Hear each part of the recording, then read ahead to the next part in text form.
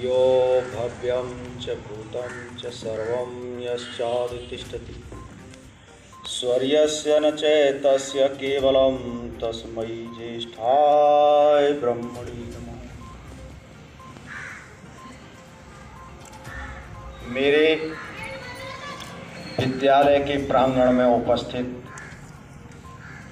सभी भद्र एवं आदरणीय पुरुषों एवं संस्था के समस्त अध्यापक एवं अध्यापिकागणों एवं मेरे प्रिय छात्र छात्राओं, देखो सबको विदित होगा कि हमारे समाज में दो प्रकार के पर्व मनाए जाते हैं, एक तो ऐतिहासिक और एक सामाजिक। जो अपने ईद है, होली है, दीपावली है, अन्य जो गिनती में गिने जाते हैं, ये सब हमारे सामाजिक पर्व हैं, सामाजिक त्यौहार हैं, सामाजिक रीति रिवाज हैं। अब जैसे आज 26 जनवरी है, 15 अगस्त है, अन्य जो हमारे देश के कर्णाधार हुए हैं उनके जो जन्म दिवस, निर्वाण दिवस मनाते हैं, ये सब ऐतिहासिक पर्व होते हैं और इनको सभी लोग जितने देशवासी हैं मिलजुल कर मनाते हैं। इनके पीछे एक बहुत बड़े प्रेरणा होती है कि जो आने वाली पीढ़ी है पुराने लोगों से ये सीखती है, ये शिक्षा लेती है कि इन लोगों ने देश के लिए, समाज के लिए या स्वयं के लिए क्या क्या किया। वो आदर्श रहे अपने टाइम के, समाज ने उनको याद किया, क्यों किया, फिर सीखते हैं कि इसीलिए हमें भी ऐसे ही काम करने चाहिए। ये परंपराएं बनती हैं और प्रेरणा मिलती है नई समाज को। अब देखिए, अब आता हूँ मैं अपने आज के प्रोग्राम पर। ये हमारा 26 जनवरी गणतंत्र दिवस है। गणतंत्र का मतलब होता है, देखिए, गणतंत्र, गण मानी मनुष्य और तंत्र मानी उनका शासन, मानी मनुष्यों का, जितने भी हैं देश में रहने वाले उन सब का शासन। और जो राजनीति शास्त्र पढ़े होंगे वो जानते भी होंगे कि हमारे प्रजातंत्र की ये परिभाषा भी की जाती है, democracy is the government for the people, by the people and the people. मानी प्रजा का, प्रजा पर, प्रजा के द्वारा किया हुआ शासन है। तो देखिए, एक मैं तुम्हें विशेष बात बताऊं, बहुत से लोग ये कहने लग जाते हैं कि 26 जनवरी को हमारा देश आज़ाद हुआ था और पूर्ण गणतंत्र बना था, इसलिए ही हम 26 जनवरी का पर्व के रूप में मनाते हैं। परंतु मैं आज तुम्हें एक नई बात बताता हूँ कि जो अन्य देश हैं, हमारे पूरी दुनिया के देशों को बता रहा हूँ मैं, भारतवर्ष को छोड़कर केवल, इन सब ने हमारे यहाँ से शिक्षा ली है। हमारे यहाँ ये उल्टी शिक्षा दी जाती है और यही हमारे यहाँ गड़बड़ है हमारे देश में, कि अपनी परंपराओं को, अपनी योग्यता को, अपनी मान मर्यादाओं को भुलाकर नए नए लोगों के नाम से कहने लगे कि नहीं, ये इन्होंने सिखाया। ये मानते हैं कि पश्चिमी देशों ने प्रजातंत्र शासन प्रणाली सिखाई हमें। हमारा देश गुलाम था और बाद में आज़ादी दी अंग्रेजों ने और उन्होंने ये बताया कि भाई प्रजातंत्र प्रणाली के अनुसार तुम अपना शासन चलाओगे। परंतु ऐसी बात नहीं है। दुनिया में जब सृष्टि का आरंभ हुआ था, जब से इतिहास उठाकर देखो, और इतिहास के साथ साथ मैं एक और नई बात बता देता हूँ, ये और बताने वाला नहीं मिलेगा, कि जो हमारा लिपिबद्ध इतिहास है, जो इतिहासकारों ने बनाया आधुनिक टाइम में, इसको कहते हैं इतिहास।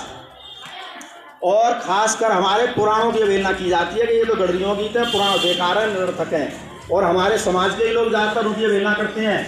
आज सब सीख लो, नई बात जान के जाना है यहाँ से, कि जो असली इतिहास है वो हमारे पुराण ही हैं और ये धार्मिक परंपराओं के अनुसार लिखे गए, ऋषि महर्षियों ने लिखे, वो निष्पक्ष थे, उनका किसी पर दबाव नहीं था।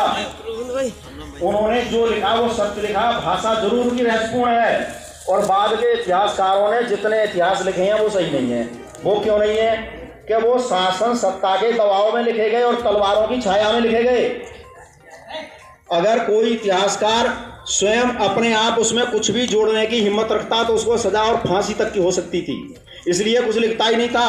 पहले शासकों से सलाह ले ली जाती थी कि सरकार बताइए क्या क्या लिख दें, और लिख देते थे, उसमें फिर पढ़वाया जाता था कि देखो कुछ संशोधन तो नहीं करना है, वहाँ बता देते ये चैप्टर हटाओ, हमारे खिलाफ आ गया, वो हटा दिया जाता था।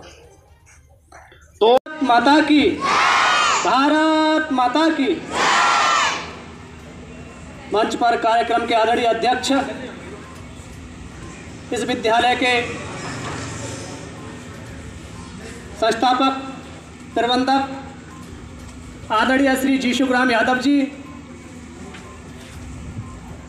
संगठन में मेरे सहयोगी, मेरे परिवार के सदस्य, भारतीय जनता युवा मोर्चा के जिला मंत्री आदरणीय आराम सिंह जी, विद्यालय के प्रधानाचार्य महोदय जी एवं मेरे दूसरे साथी श्री जुगल किशोर जी, श्याम जी, रविंदर जी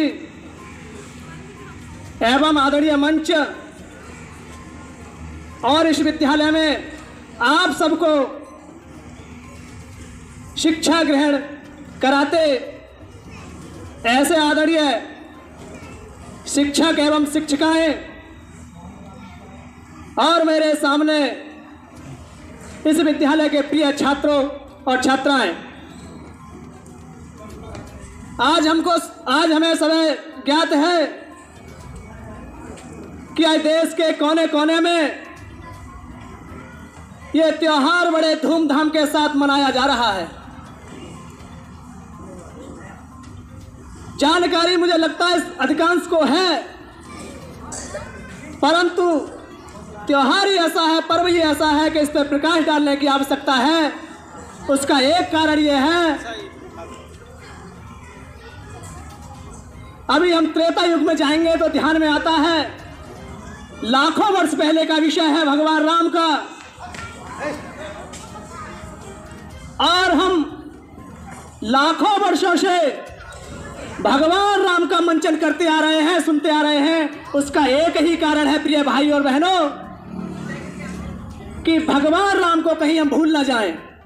ऐसे ही 15 अगस्त और 26 जनवरी ये दो पर्व ऐसे हैं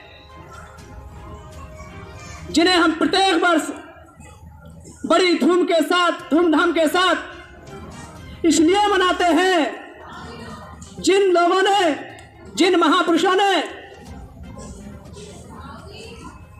इस देश को आजाद कराने के लिए अपना परिवार नहीं देखा, अपने बच्चे नहीं देखे, अपना गांव नहीं देखा, अपने आप को नहीं देखा और इस देश के लिए नौछावर हो गए बंधुओं।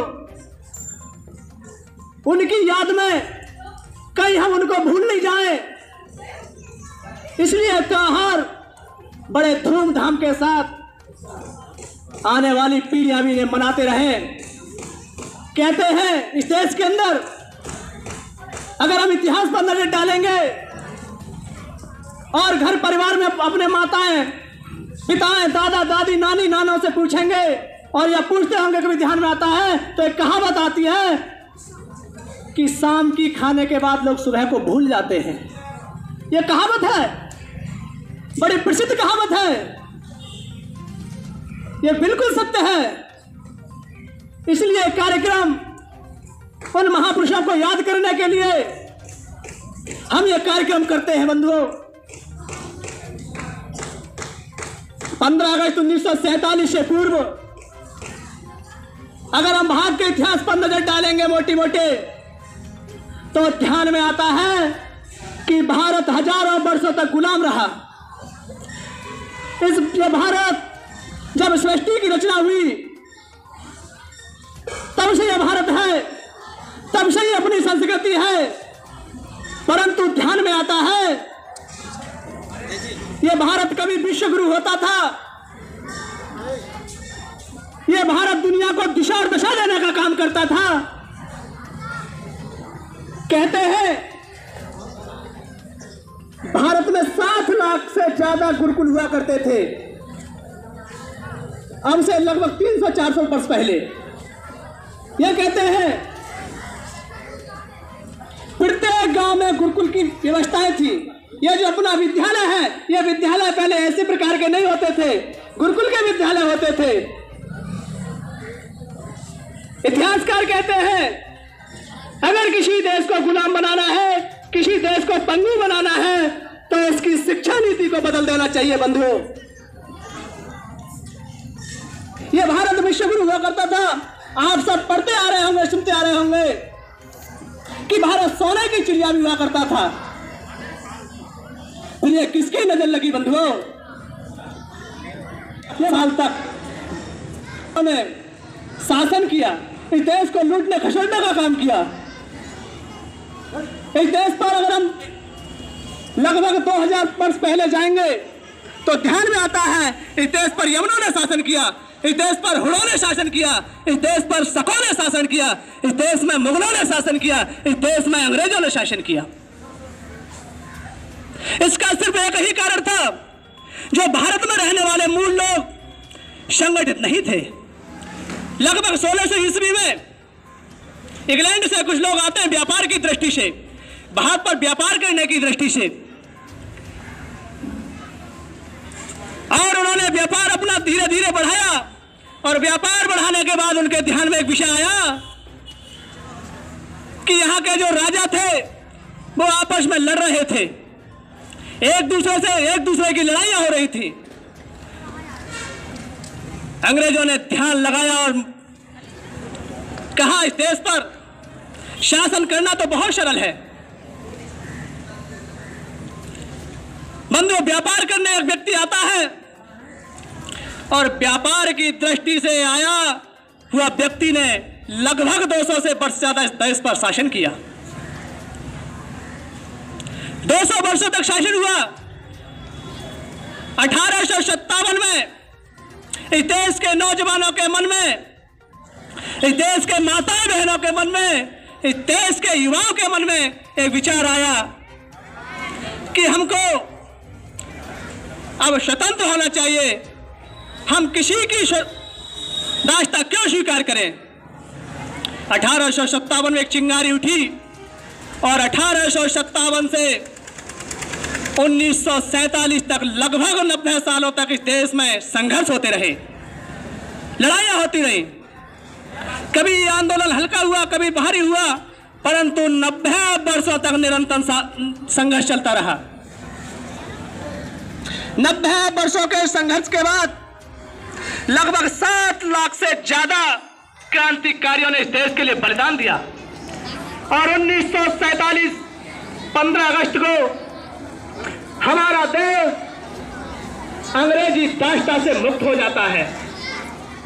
परंतु कानून उन्हीं के चल रहे थे। 11 लोगों की समिति बनती है,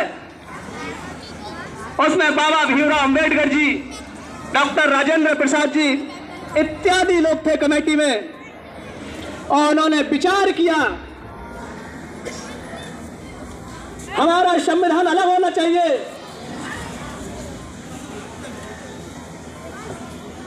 हम अपने संविधान से अपने देश को चलाएंगे।